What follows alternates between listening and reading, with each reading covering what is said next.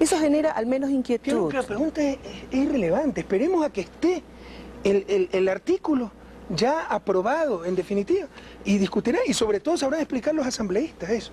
Denos entonces una... o sea, ¿a dónde quiere usted llegar? ¿Quiere que confiese ante el pueblo ecuatoriano que somos unos malvados, que vamos a expropiar el carro, la casa? ¿A dónde quieren llegar con eso? Bueno, no, usted ha hecho una aclaración interesante, válida obviamente para usted, no válida para muchos otros ecuatorianos, en el sentido de que las tierras improductivas van a... ¿Y usted no está de acuerdo con eso? Porque eso ya dice la Constitución actual. Eso ya no importa lo que yo piense. Lo hemos invitado para que usted le explique... Usted varias veces ha dicho lo que usted piensa. Yo creo en Sedato, yo creo que usted generaliza y ahora no importa lo que usted piensa. Bueno, en este caso...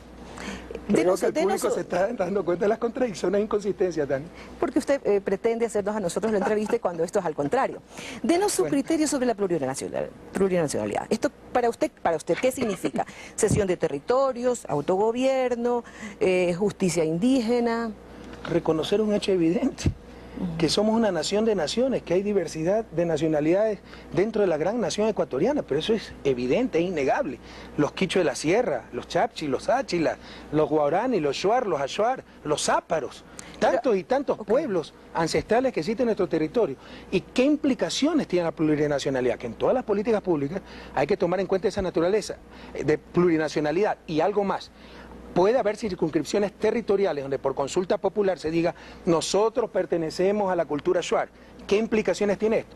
Que por ejemplo, en vez de tener, los áchilas, un ejemplo más concreto, en vez de tener un alcalde o un cabildo, si es un cantón por ejemplo, van a tener un gobernador, van a estar organizados de acuerdo a sus costumbres, respetando el gran marco institucional ecuatoriano, pero también respetando las costumbres de su pueblo ancestral. Al proclamarse como una nación, ellos tendrían derecho, desde su punto de vista, a una cesión de territorios, a un autogobierno, a practicar su propia justicia, aun cuando vaya reñida a la justicia del Ecuador. No, de ninguna manera. Se empieza la Constitución ratificando que el Ecuador es un Estado unitario, pero obviamente sí se puede reconocer formas ancestrales de justicia de esos pueblos, siempre y cuando no atenten a la justicia tradicional y no atenten a los derechos humanos. Pero eso no es suficientemente claro. ¿Hasta dónde? ¿Hasta dónde es respetar esa justicia, Yo no soy técnico en la materia, eso ya se legislará. Por favor, pero no vamos a permitir que sea ortigazo porque esa es la costumbre ancestral. Pero, por ejemplo, si la costumbre y la justicia en ese pueblo, en un pueblo quichua de la sierra, es que el que hurtó algo tenga 3 días de trabajo comunitario, pues se respetarán esas costumbres. Pero bueno, ellos bañan con agua fría, dan latigazos con ortiga. Pero le he dicho, entonces con eso usted no está de acuerdo. Que no se aceptarán sistemas que atenten contra los derechos humanos. Okay. Otra definición de la Asamblea que sería interesante conocer de su parte. Para usted la banca es un servicio público delegable o un servicio de interés público. Un servicio de interés público. Usted sí sabe quién propuso el servicio público delegable, ¿no? No lo sé. ¿Sí sabe quién? No sabe. No. León Roldós, señorita. Para usted. Ahora, yo estoy de acuerdo también con lo primero. El problema es que puede tener riesgosas connotaciones para el Estado, porque los banqueros en un momento dado pueden quebrar todo y decir, no, pero si estamos delegados, el principal es el Estado, que él pague todo. Antes de irnos a comerciales, una última definición. ¿La naturaleza tiene derechos? Sí, y eso es totalmente innovador, eso lo propusieron los asambleístas, y yo estoy totalmente de acuerdo. Aun cuando los principios jurídicos dicen, y no soy abogada, que solamente las personas tienen derechos. Bueno, es hora de innovar. Y yo creo que hay que respetar la naturaleza, y muy interesante la primera constitución a nivel mundial que reconoce derechos a la naturaleza. ¿Y cuando la naturaleza entra en conflicto con el derecho humano? Bueno, prevalece el derecho humano, eso es clarísimo. Oiga, si yo me estoy muriendo de hambre y veo al último cóndor que quede en la tierra, yo lo hago fricasé, porque primero es salvar la vida. Usted no conoció a nadie de la FARC, pero su ministro de Seguridad Interna y Externa sí lo conoció. Sí, inclusive, con mi autorización. Con su autorización. Sí, y él me dijo, están mandando mensajes. Él fue en diciembre, acuérdense, invitado por el propio Uribe, en una comisión internacional donde fue Néstor Kirchner, etc. Él dijo que se reunió el 18 de enero. Para participar, fue a finales de diciembre, para participar en la liberación del niño, del hijo de Clara Rojas, no recuerdo el nombre. Emanuel. Manuel, ¿verdad? ¿Emmanuel o Manuel? Emanuel. Ya, que fracasó finalmente. Ahí lo contactaron y le dijeron, vea, queremos liberar en territorio ecuatoriano. O sea, él se reunió el 18 de enero. Me informó y le dije, adelante. Él se reunió el 18 de enero con Raúl Reyes. No recuerdo si fue el 18 de enero. Sí, eso es lo que él declaró, aunque previamente le mintió al país. ¿Cuándo? Previamente le dijo al país que no se había reunido con él. Tania, ¿podría sacar esa esa grabación, porque con todo respeto, con qué entusiasmo y con qué seguridad que se equivocan los periodistas. No, créame que no me estoy equivocando. Entonces, mañana, por favor, saque la declaración. En este momento no la tengo conmigo, pero mañana con muchísimo gusto a su secretario de Presidencia y lo sabrá explicar Gustavo Larrea. Se lo hago porque él llevar. me pidió autorización después de su viaje a Colombia para reunirse con Reyes para el intercambio humanitario, para la liberación de rehenes. ¿Usted cree que concesión igual a privatización? Lo dijo la asambleísta. ¿Pero usted está de acuerdo con eso? ¿Qué importa lo que yo pienso o no en este momento? Pero si usted ha dicho varias veces lo que usted piensa. Usted piensa que soy intolerante, piensa que generalizo, ahora no me dice lo que piensa. Le estoy diciendo lo que dicen sus coidearios. Y Mónica Chujía a Radio City le dijo que la concesión es una manera de solapar la privatización. ¿Usted solapa la privatización? Para usted concesión es igual que privatización. Es claro que concesión es igual que privatización. Entonces, estas asambleístas están en desacuerdo con usted. No cambia de dueño pues el productor. Ahora, yo estoy de acuerdo que el agua no se privatice. Yo estoy totalmente de acuerdo con eso. Pero hay, me parece, 3 concesiones que ya están en marcha. Y en esto, la postura del gobierno, nosotros no hemos presentado esa postura, ni mucho menos la compartimos, pero creemos que por la seguridad jurídica, por muchos motivos, las concesiones que ya están en vigencia habrá que respetarlas. Entonces, Mónica Chujía, lo que decían los asambleístas será maravilloso. Nosotros no es que tenemos una postura no están en ese grupo sentido. de los que tendrían que irse. ¿Perdona? Yo le dije que no le iba a decir tan. Bueno, podemos imaginarnos entonces. Imagínese. Que tal vez sí. Imagínese. Ahora sí está dando su opinión. Cuando quiere la... Señor presidente, las fotografías que se mostraron, que mostró el municipio, eran los policías los que pegaban a un municipal que inclusive se lo llevaron preso. Porque muestran lo que les conviene. Ahora, lo que yo vi es inaudito. Porque por más que agredieron los municipales, y también hay pruebas de eso, después los 3 policías respondieron con exceso de fuerza, serán investigados y serán sancionados. ¿Lo llevaron preso al policía municipal? Es que atacaron los municipales a los informales. Pero en Guayaquil, son garroteros. En Guayaquil pocos dudan que el gobierno no esté detrás de esas marchas de los informales. Y la gente, es su opinión, y la gente piensa... Y está dándolo como opinión de todo el público. Estoy diciendo que pocos creen en Guayaquil que no ocurra eso. ¿Dónde está su evidencia? Las banderas rojas... Las banderas rojas del MP2, esos que muchas veces acompañan a sus partidarios. Dejémonos de sembrar el odio, eso es falso. ¿A quién le va a interesar acatizar a Guayaquil, por favor? Nebot, ¿qué significa? ¿Nebot acaso va a ser rival a la presidencia de la República? Ojalá se lance, porque muchas de sus propuestas son para el sistema nacional, no para un sistema municipal. Ojalá sea coherente y se lance. Pero ¿a quién le interesa crear conflicto a un alcalde, a cautizar a mi ciudad natal? Por favor. Si no confían en nuestra buena fe, confíen en nuestra inteligencia. Entonces ya déjense de sembrar odio, no usted, esas propagandas que saca el municipio de Guayaquil. Sembremos paz, escuchen a la gente, no teme esa practiquen reacción. lo que predican, ¿Usted no teme hablan esa de reacción tolerancia, de democracia, escuchen a los informales y sus propuestas. ¿No teme entonces a la reacción de Guayaquil?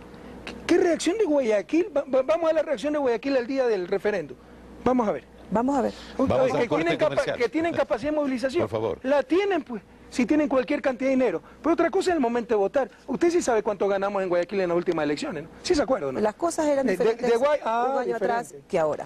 Eso es opinión. Vamos al corte, por favor, se nos va el tiempo. Señor presidente, de todas maneras, para los expertos, los que estudian los índices económicos, dicen que sería muy difícil que se cumplan las metas del gobierno.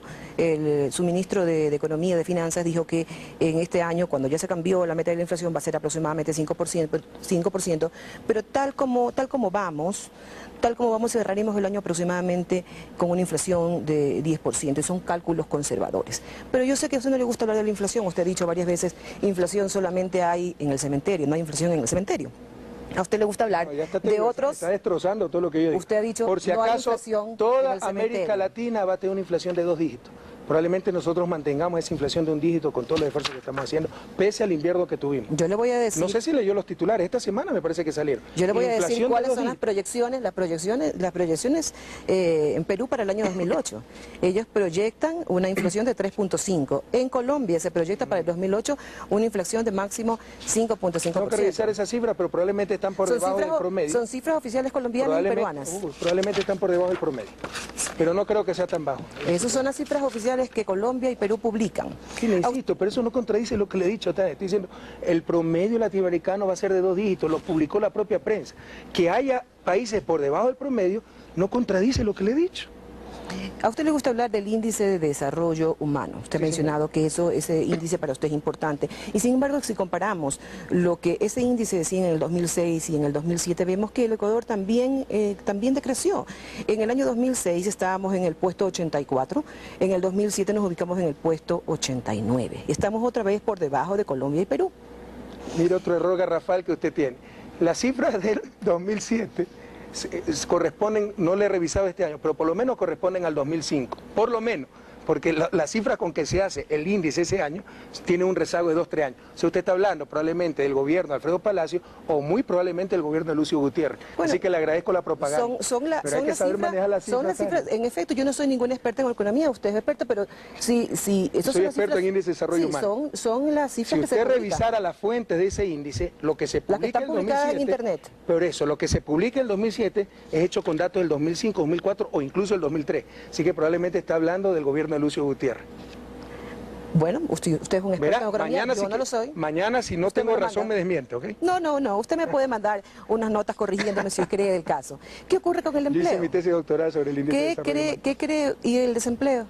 Hablemos un poquito del desempleo, que también yo sé que usted sí le da importancia. Ahora no tenemos cómo saber cuál es la cifra actual porque se cambió la forma de medir el desempleo. Sí se puede saber la cifra actual. No hay cifras oficiales publicadas. Sin embargo, le voy a decir lo que se ha dicho con datos de su gobierno.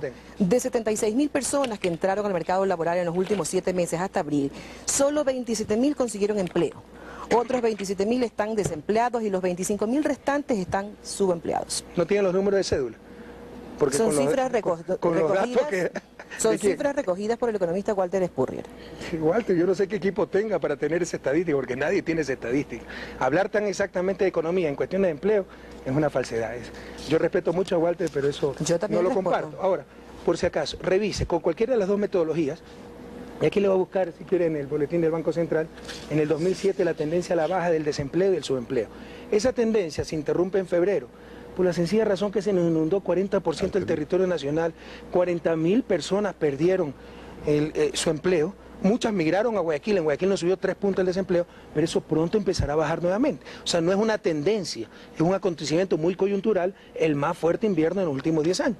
Pero la proyección para cerrar el año para el Ecuador realmente es la proyección, según el Banco Central, 4.2. El CEPAL dice que es el 3%. Eso no es desempleo. Crecimiento económico estoy hablando. Ah, ya, pero no es desempleo. No, ya hablamos de las cifras de desempleo. 4.2, ¿usted cree que es mal el crecimiento?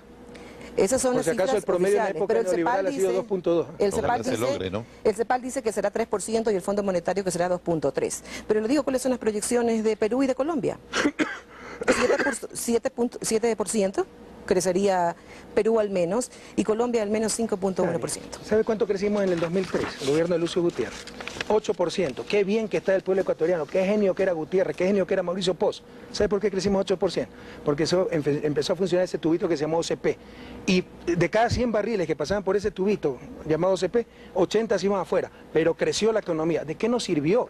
Hay que ver la calidad del crecimiento. Con todo cariño le digo, y no lo digo ahora, como académico le puedo mostrar muchos escritos.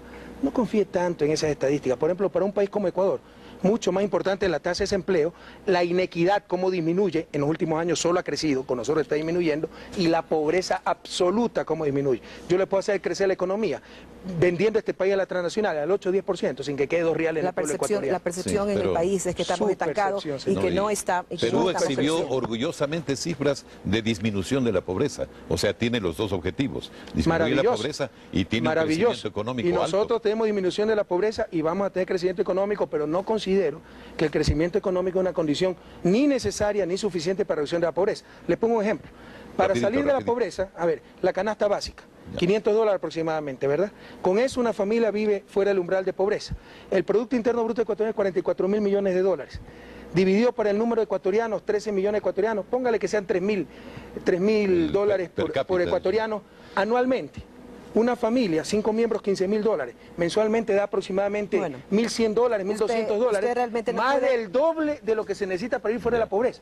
Con una mejor redistribución en este país, con crecimiento cero, eliminamos la pobreza. Muy bien. Señor presidente, Perfecto, ya se nos fue el tiempo. Es una clase de teoría económica que nos está dando, pero el tiempo se acabó. Se acabó el la percepción tiempo, en las calles no es la misma. Lastimosamente, Esa es su opinión, en la mejor parte del programa tenemos que interrumpirlo, porque en la televisión tenemos usted me critica eso, ¿verdad? Generalizar. para todo. Y usted no está cayendo en el mismo error, eso es ética periodística. Bueno, no está sembrando dudas, la no está discusión haciendo sigue política. off the record. Nos vemos amigos, muchas gracias. Gracias, señor presidente. Gracias.